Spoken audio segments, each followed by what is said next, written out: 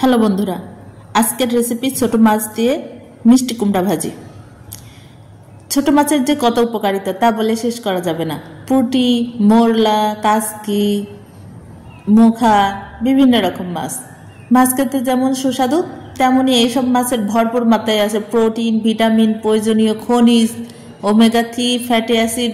নিয়মিত মাছ খেলে heart attack ও স্ট্রোকের ঝুঁকি কমায়। তাই রোজ পাতে ছোট মাছ রাখার চেষ্টা করুন। চলে যাই মূল রেসিপিতে। আমি প্রথমে পেঁয়াজ কুচি, রসুন, কাঁচামরিচ দিয়ে এগুলো ভেজে নিচ্ছি। আমি এখানে সরিষার তেল ইউজ করেছি। যখন লাল লাল হয়ে গেল তখন আমি মিষ্টি কুমড়োগুলো দিয়ে দিলাম। মিষ্টি কুমড়া পাকা ছিল, মনে হচ্ছে খেতেও খুব মজা হবে। এগুলো আমি এইভাবে কেটে নিয়েছি, কারণ বেশি মোটা করে কাটলে এর মধ্যে লবণ মরিচ যাবে না, বেশি পাতলাও না বেশি মোটাও না। এখন আমি লবণ দিয়ে দিলাম স্বাদ মতো, ধনিয়ার গুঁড়ো,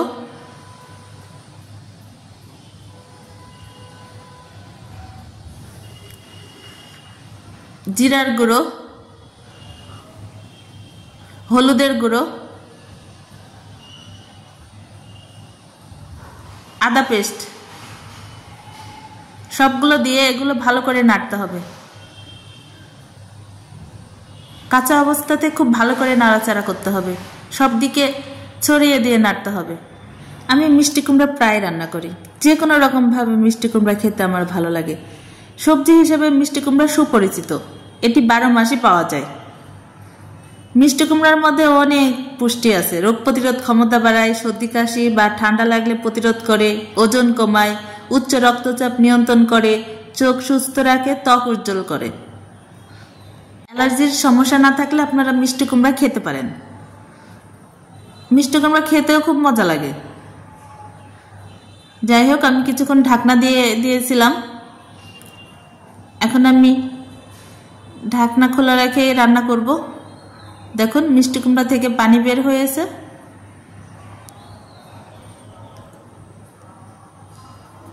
এখানে আমি ছোট মাছ অ্যাড করছি, যে কোনো রকম ছোট মাছ দিতে পারেন।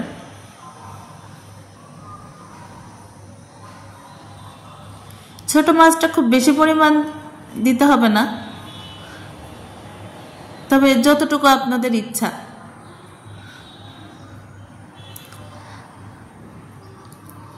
আবার আমি এগুলো ভাজা করে নিব।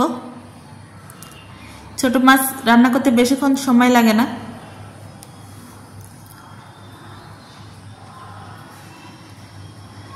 মিষ্টি কুমড়ার সঙ্গে ছোট মাছ দিয়ে এরকম ভাবে ভাজি করলে কিন্তু খুব মজা লাগে।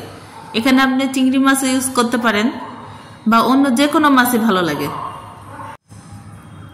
আস্তে আস্তে নাড়াচাড়া করে মিষ্টি কুমড়াগুলো ভালো করে ভাজি করতে হবে। আমি মিষ্টি কুমড়ার মধ্যে বীজও নিয়েছি, মানে বিচি নিয়েছি। বিচিতেও প্রচুর পুষ্টি এবং এটা খেতেও খুব ভালো লাগে। আমি যখনই ভাজি করি তখনই বিচি সহকারে ভাজি করি। আমার রেসিপিটা ফলো করে আপনারা রান্না করে দেখতে পারেন। এটা ঘন ডালের সঙ্গে খেতে ভীষণই ভালো লাগবে। ওকে, ভালো থাকেন। আবার দেখা হবে নতুন কোনো রেসিপি নিয়ে। Bye bye.